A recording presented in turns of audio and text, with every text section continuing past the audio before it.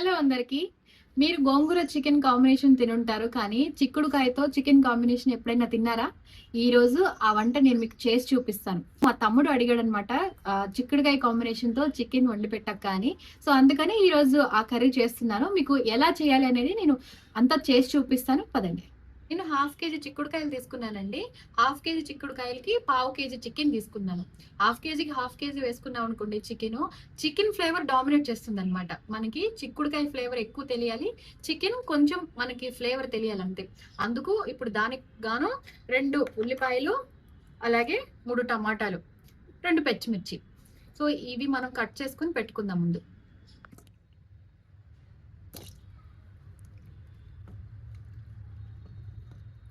ఈ ఉల్లిపాయల్ని టమాటాల్ని మనం శుభ్రంగా కడుక్కొని ముందు ఇవి కట్ చేసుకుని పెట్టుకుంటే మనం కూర స్టార్ట్ చేసేద్దాం అన్నమాట. సన్నగా తరుక్కుంటే బాగుంటుంది కూరలోకి, పెద్ద పెద్ద ముక్కలు కాకుండా సన్నగా తరుక్కుంటేనే.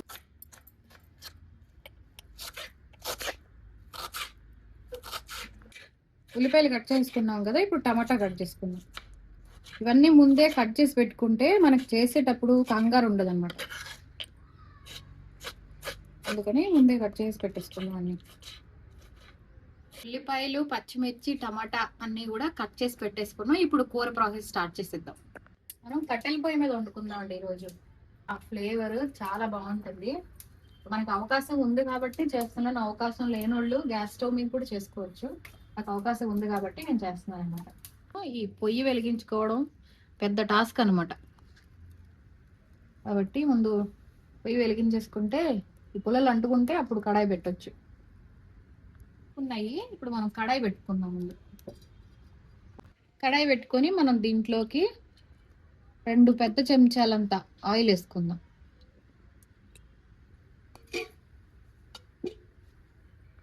ఇప్పుడు ఆయిల్ బాగా హీట్ ఎక్కింది. ఇప్పుడు దీంట్లోకి మనం ముందుగా కట్ చేసి పెట్టుకున్న ఉల్లిపాయలు, పచ్చిమిర్చి వేసి కలుపుకుందాం ఒకసారి.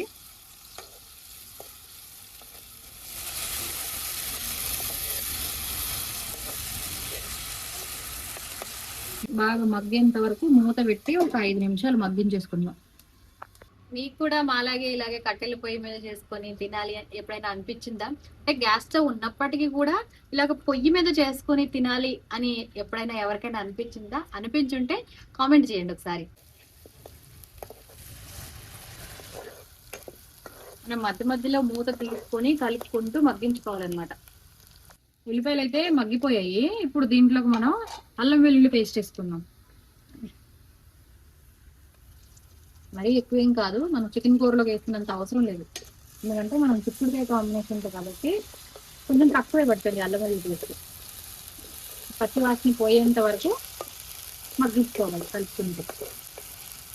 అల్లం వెల్లుల్లి పేస్ట్ కూడా వేగిపోయింది. ఇప్పుడు దీంట్లోకి మనం ముందుగా కడిగి పెట్టుకున్న చికెన్ వేసుకుందాం. పావు కేజీ చికెన్ మాత్రమే తీసుకున్నానండి. మీకు చికెన్ ఫ్లేవర్ ఎక్కువ తెలియాలి అని అనుకుంటే మాత్రం మీరు ఎక్కువ వేసుకోవచ్చు, పర్లేదు. నేనైతే అంత ఫ్లేవర్ అవసరం లేదని నేను తక్కువ తెచ్చుకున్నాను. బాగా కలుపుకొని మూత పెట్టేసి చికెన్ మగ్గించుకుందాం.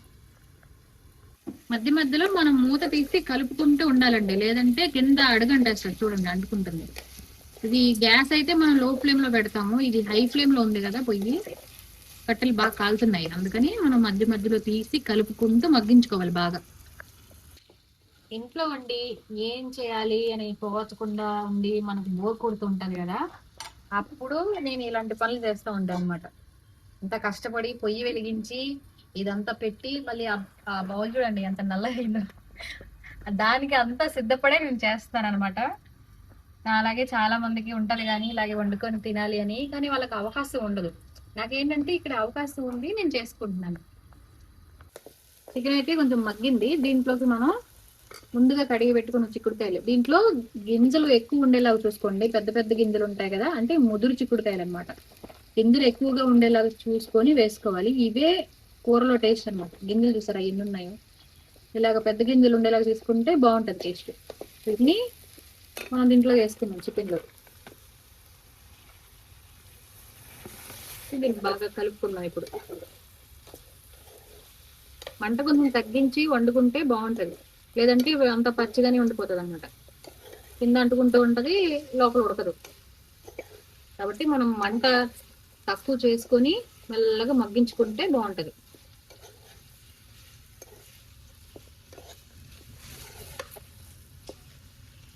కలుపుకొని మళ్ళీ మూత పెట్టేసి చిక్కుడుకాయలు మగ్గించుకుందాం. చిక్కుడుకాయలో ఉన్న పచ్చి వాసన అంతా పోవాలి కదా, అదంతా మగ్గిపోయి అంత బాగా దగ్గరికి అయ్యేంత వరకు ఉడికించుకుందాం. తర్వాత టమాటా వేసుకుందాం.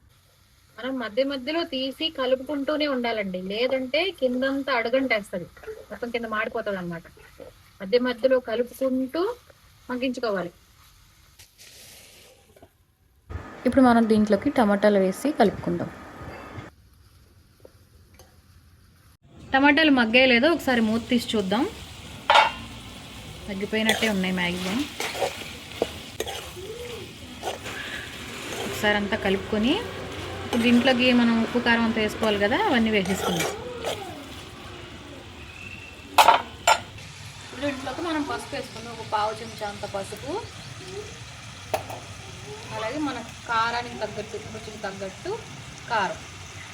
కారం కొంచెం తక్కువ వేస్తున్నానండి, మనం ఇంట్లో కొట్టించుకున్న కారం అనమాట. ఇది చాలా స్పైసీ ఉంటుంది, అందుకని ముందు ఆల్రెడీ నేను సాల్ట్ వేసాను కదా, అందుకని ఇప్పుడు కొంచెం తక్కువ వేస్తున్నాను.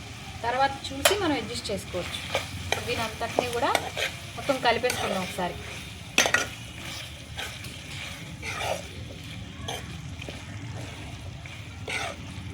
కొంచెం కారం వేస్తేనే కలర్ చూసారా అలా వచ్చిందో. అది మనం ప్యాకెట్ కారం అనుకోండి ఇలాగ ఉండదు. స్పైసీనెస్ కూడా చాలా ఎక్కువ ఉంటుంది అనమాట. అంతా కలుపుకొని ఒకసారి దీంట్లోకి మనం వాటర్ పోసుకున్నాం అన్నమాట. కొంచెం మరీ ఎక్కువేం అవసరం లేదు, మన గ్రేవీకి తగ్గట్టు మనకి ఎంత కావాలంటే అంత వాటర్ పోసుకోవచ్చు అన్నమాట.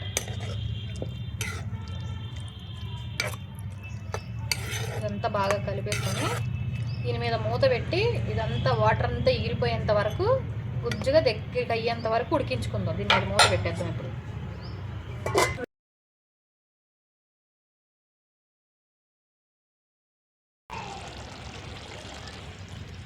ఒకసారి మధ్యలో మళ్ళీ మూత తీసి కలుపుకుందాం.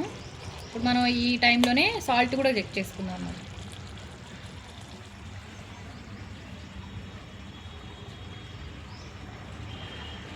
సరిపోయింది, నేను కరెక్ట్గానే వేసాను.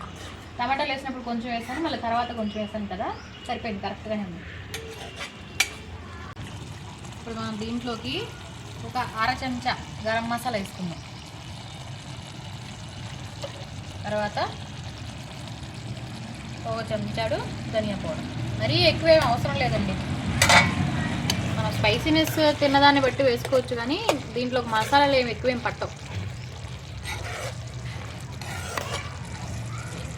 దీనంతా దగ్గరగా అయ్యేంత వరకు మనం ఉడికించుకుందాం.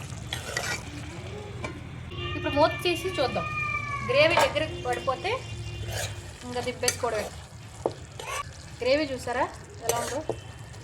ఇలా ఉంటే మనం రైస్లో కలుపుకొని తినడానికి సరిగ్గా ఉంటుంది అన్నమాట. దీంట్లోకి ఇప్పుడు మనం కొత్తిమీర వేసుకుందాం. కొత్తిమీర వేసి ఒక్క నిమిషం కలిపి దించేసుకుంటే సరిపోతుంది. అయిపోయిందండి మన కూర.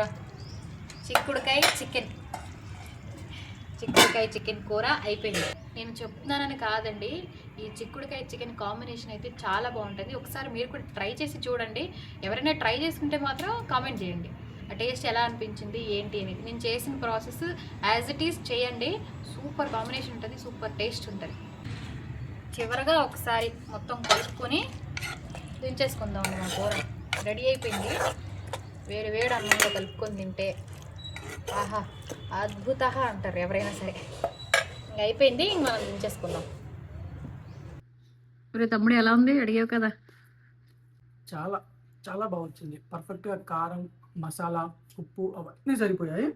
నాకు బాగా టేస్ట్ ఎక్కడ తెలుస్తుంది అంటే, మనం కట్టెపొయ్యి మీద చేసింది, దానివల్ల అనుకుంటా టేస్ట్ అయితే ఇంకా బాగా వచ్చింది. చాలా బాగా చేశారు, సూపర్గా ఉంది. చాలా రోజులు అయిపోయిందండి ఈ కాంబినేషన్ తిని.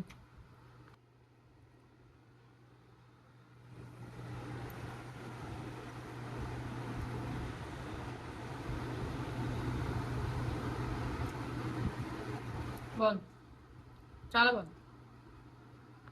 ముక్క చూసారా ఎంత బాగా ఉడికిందో, మెత్తగా సాఫ్ట్గా ఉడికిపోయింది.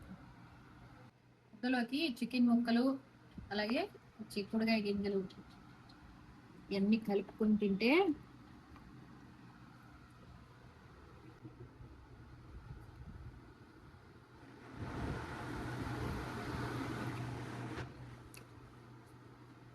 చాలా బాగుందండి.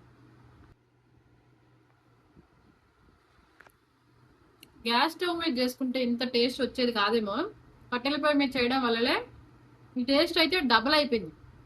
నిజానికి టేస్ట్ అయితే చాలా చాలా చాలా బాగుంది. మీరు కూడా ఖచ్చితంగా ట్రై చేయండి. ట్రై చేసి ఎలా అనిపించింది అనేది కమెంట్ చేయండి. అలాగే మీకు ఏమైనా రెసిపీస్ కావాలంటే కూడా కమెంట్ చేయండి, నేను చేసి చూపిస్తాను.